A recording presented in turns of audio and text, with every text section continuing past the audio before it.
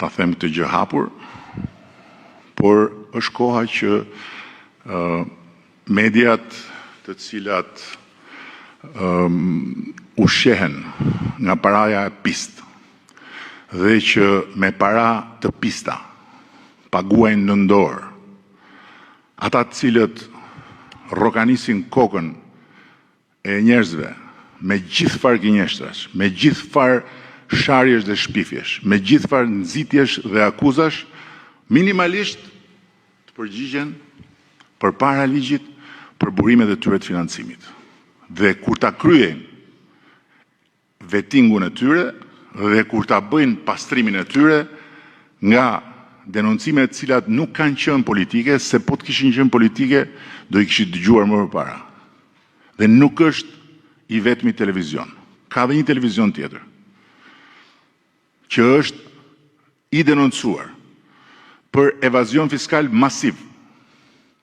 Dhe të dy këto televizione janë bartësit e të gjithë pjesës dërmuese të gënjeshtrave, të shpifjeve, të sulmeve dhe të nxitjeve ndaj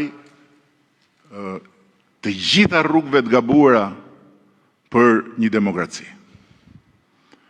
Kështu që edhe ajo që ndodhi sot është pjesë e gjithë kësaj panorame dhe është pjesë e qëllimit shpallur për të luftuar me çdo mjet qeverinë e zgjedhur demokratikisht dhe për të bërë me çdo mjet pis këtë qoftë që punon për këtë qeveri, në këtë qeveri apo që mbështet të qeveri. Për të bërë pis njerëzit që e votojnë, duke i quajtur të gjithë të korruptuar, duke i quajtur të gjithë hajdut, duke i quajtur të gjithë patronazhiste, ku diun se çfarë, me gjithë patronazhistëve ata ju marrin të keqe, ndërkohë që prokuroria e Tiranës rri dhe nuk e jep ende një përgjigje mirë apo keq për këto dy burime që helmojnë shqiptarët për ditë,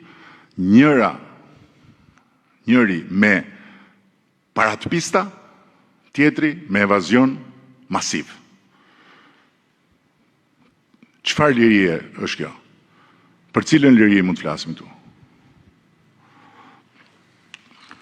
Dhe nuk kam asnjë problem të përgjigjem asnjë pyetje siç e keni vënë re, po kjo histori që të marrësh peng një konferencë shtypi me britma dhe me dhunë, është një histori që nuk ka për të përsëritur më këtu. Eksela Sheu, Euronews Albania, Zoti Rama ka dy pyetje lidhur me vendimin e djeshmit të parlamentit. Marrë shkas nga disa deklarata të ambasadave në vendin tonë, si Gjermania, Italia e Madhe, Holanda apo delegacioni i Bashkimit Evropian në Tiranë, a rrezikohet vendimi i Shqipërisë në Bashkimin Evropian pas vendimit të djeshmit të parlamentit? Dhe së dyti, dje në seancë ka munduar 3 deputet të grupit tuaj parlamentar. Me syre e Elisës Verbali dhe Fatimir Gjapaj. A do të trajtohet mungesa ire si një prishje në vendimit të grupit parlamentar dhe a do të ketë sankcione për ta? Unë fola në hyrje për deklaratat që u përmendët.